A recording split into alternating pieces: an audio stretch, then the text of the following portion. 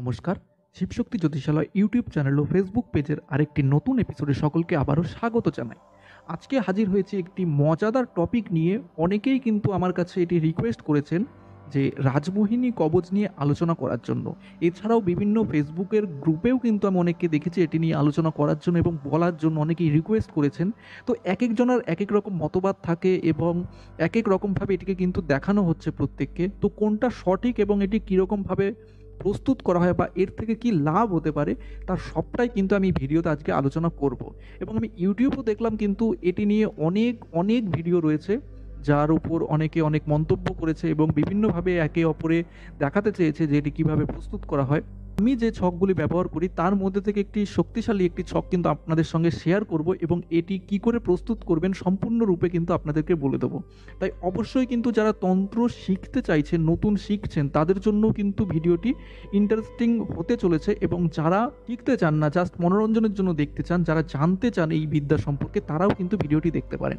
তাই অবশ্যই কিন্তু সম্পূর্ণ ভিডিওটি মনোযোগ সহকারে দেখুন, তাহলে কিন্তু সম্পূর্ণরূপে বুঝতে পারবেন।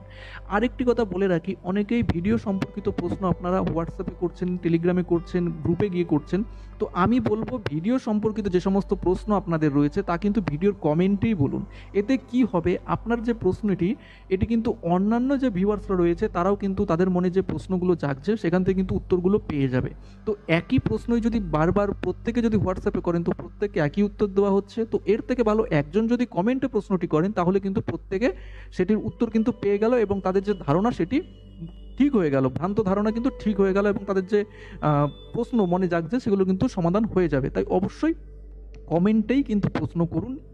হোয়াটসঅ্যাপ এবং টেলিগ্রাম কিন্তু একমাত্র যারা পার্সোনালভাবে দেখা করতে চাইছেন বা রিডিং নিতে চাইছেন, কোনো প্রতিকার নিতে চাইছেন তাদের জন্য। তো ফিরে আসা যাক রাজমোহিনী কবচে। তো রাজমোহিনী কবচটি কী? এখানে দেখুন, রাজমোহিনী, এখানে মোহিনী কথার অর্থ হলো মোহন করা, আর রাজ কথার অর্থ কি? কবচগুলি এবং তন্ত্রশাস্ত্র যখন লেখা হয় বা তৈরি হয় তখন কিন্তু সমস্ত দায়ভার থাকতো রাজার হাতে। কোনো সমস্যা হলে তার বিচারের জন্য যাওয়া হতো রাজার কাছে এবং বিভিন্ন রকমভাবে লোকে কিন্তু রাজাকে কি বলা হয়, এটাকে তেল মাখানো, যেটা বলা হয় না এখনকার সময়ে, এরকম তেল মাখানোর চেষ্টা কিন্তু লোকে করতো রাজাদেরকে। তাদের বিভিন্ন একেকজনের একেক রকম উদ্দেশ্য থাকতো, সেগুলো সাধনের জন্য কিন্তু রাজার কিন্তু মন পাওয়ার চেষ্টা করতো। এবং সেই যে মন পাওয়ার চেষ্টা করা তার মধ্যে একটি কিন্তু হয় রাজমোহিনী কবচ, অর্থাৎ রাজার মন পাওয়া, রাজাকে মোহিত করা। যে কবচের রাজাকেও মোহিত করার ক্ষমতা রাখে সেটাই হচ্ছে কিন্তু রাজমোহিনী কবচ। তো আপনি এখন এটি দ্বারা কি করতে পারবেন, প্রশ্ন হচ্ছে এটা। বর্তমানে তো রাজার শাসন নেই, তবে রাজা এখানে কাদের ধরা হয়? আমার থেকে বড় কাউকে, রাজাকে যদি সেটা দ্বারা বশ করা যায় তাহলে এখানে কিন্তু অধিকারী, আমরা কারোর আন্ডারে কাজ করি, সেটা আমাদের রাজা হতে পারে। কারণ সে যদি খুশিতে থাকে, সে যদি আনন্দ থাকে, তবে কিন্তু আমরা কিন্তু তার বেনিফিট পাবো। তো এসব ক্ষেত্রে কিন্তু চাকরি যারা করছেন তারা কিন্তু তাদের যে বসের চোখে ভালো হওয়ার জন্য বা চাকরি করবেন তার জন্য আপনার ইন্টারভিউ দিতে যাচ্ছেন, সেখানে আপনার অনেকের মধ্যেই কোনো সমস্যা থেকে যায় এবং মনে হচ্ছে অনেকবার দেখছেন আপনার থাকা সত্ত্বেও আপনার ট্যালেন্ট রয়েছে তবুও আপনারা পাস করতে পারছেন না, ইন্টারভিউ ফেল করে যাচ্ছেন।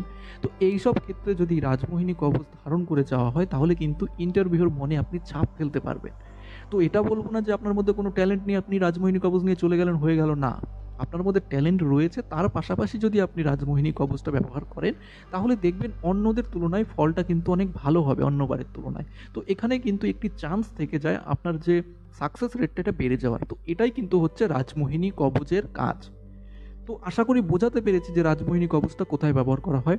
এছাড়াও কোনো আইন সম্বন্ধিত সমস্যায় যদি পড়েন, সেখানেও কিন্তু যখন বিচার সভা বসবে সেখানে কিন্তু যদি রাজমোহিনী কবচটি ধারণ করে যান, সেখানেও কিন্তু বিচারকের চোখে কিন্তু আপনি ভালো হতে পারবেন এবং আপনার পক্ষে কিন্তু অনেকটাই কিন্তু আপনার কেসটা যাবে। তো এসব ক্ষেত্রেও কিন্তু রাজমোহিনী কবচের প্রয়োগ করা চলে। রাজমোহিনী কবচ এক প্রকার বশীকরণ হলেও এখানে কিন্তু কোনো উদ্দিষ্ট ব্যক্তি কিন্তু সেরকম কোনো থাকে না। এখানে কি থাকে, যে জনগণ, সাধারণ জনগণ। এটা হতে পারে কোনো ব্যবসা ক্ষেত্রে, আপনি কোনো ব্যবসা করছেন, সেখানে কোনো লোকজন আসছে কিন্তু দেখা যাচ্ছে জিনিসপত্র দেখে চলে যাচ্ছে।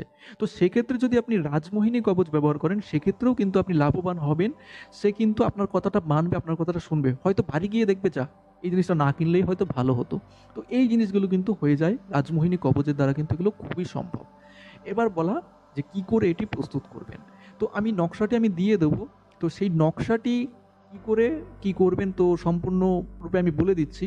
সর্বপ্রথম একটি ভোজপত্র নিয়ে নেবেন এবং অষ্টগন্ধের কালি দ্বারা কিন্তু ভোজপত্রের উপর ডালিম গাছের কলম দ্বারা যে নকশাটি আমি দিচ্ছি সেই নকশাটি অঙ্কন করে নেবেন।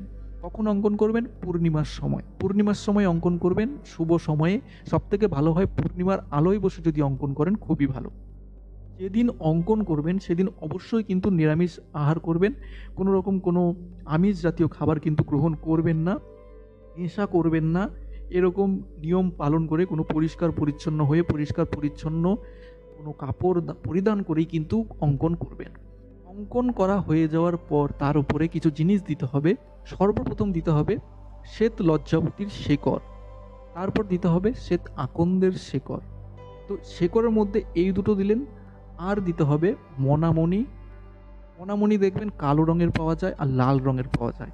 তো দুটো লাল রঙের, দুটো কালো রঙের এনে কিন্তু দিতে হবে। আর অবশ্যই খেয়াল রাখবেন মনামণিগুলো যেন জীবন্ত হয়, মরা না হয়। কি করে চেক করবেন? জলের মধ্যে দিয়ে দিলে দেখবেন তার যে সুরগুলো থাকে সেগুলো নড়বে, সেগুলো একে অপরের সঙ্গে কিন্তু পেঁচিয়ে যাবে। তো যেগুলো পেঁচিয়ে যাবে সেগুলোই দেবেন। দুটো লাল, দুটো কালো, সেটা এই জিনিসগুলো ভোজপত্রের ওপর দেবেন। আর তিনটে জিনিস দিতে হবে, সেটা হচ্ছে ব্রহ্মজাল, মহাজাল। তো তিনটের মধ্যে ব্রহ্মজাল, মহাজাল এই দুটো আমি বললাম। তৃতীয় জিনিসটি আমার কাছ থেকে হোয়াটসঅ্যাপে জেনে নেবেন। কিন্তু হোয়াটসঅ্যাপে আমি তখনই উত্তর দেব যখন আপনি আমার চ্যানেলের সাবস্ক্রাইব করা, এই ভিডিওতে কমেন্ট করা, ভিডিওটি 5 জনকে শেয়ার করা আর ভিডিওটি লাইক করা। এই কটা স্ক্রিনশট আমাকে হোয়াটসঅ্যাপে দেবেন। আমি কিন্তু যে তৃতীয় জিনিসটি কী আছে সেটা কিন্তু বলে দেবো।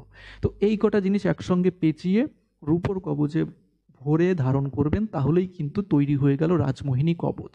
রূপোর কবচ এর পাশাপাশি রূপো দ্বারা কবচটি তৈরি করে আরও 7টি ধাতু যদি সেই কবচে লাগিয়ে নিতে পারেন, কাজটা কিন্তু আরও ভালো হবে। তো রূপোর কবচের দ্বারাও কিন্তু কাজটি হয়ে যাবে। চেষ্টা করবেন অষ্টধাতুর কবচে ধারণ করার। তো এটি কিন্তু পূর্ণরূপে রাজমোহিনী কবচ হিসেবেই কিন্তু গণ্য হবে। আর যে নকশাটি সেটি দেখে নিন। এই হচ্ছে নকশা, আপনারা স্ক্রিনে দেখতে পাচ্ছেন। অনেকক্ষণ ধরেই দেখিয়ে দিচ্ছি স্ক্রিনে আমি। যে নকশাটি দেখতে পাচ্ছেন সেটিকে অঙ্কন করতে হবে। তো অবশ্যই এটিকে ব্যবহার করুন এবং কীরকম কী ফল পান অবশ্যই কিন্তু এসে ভিডিওর কমেন্ট সেকশনে জানাবেন। তো দেখা হবে আরেকটি নতুন ভিডিওতে। ততক্ষণ ভালো থাকবেন। নমস্কার।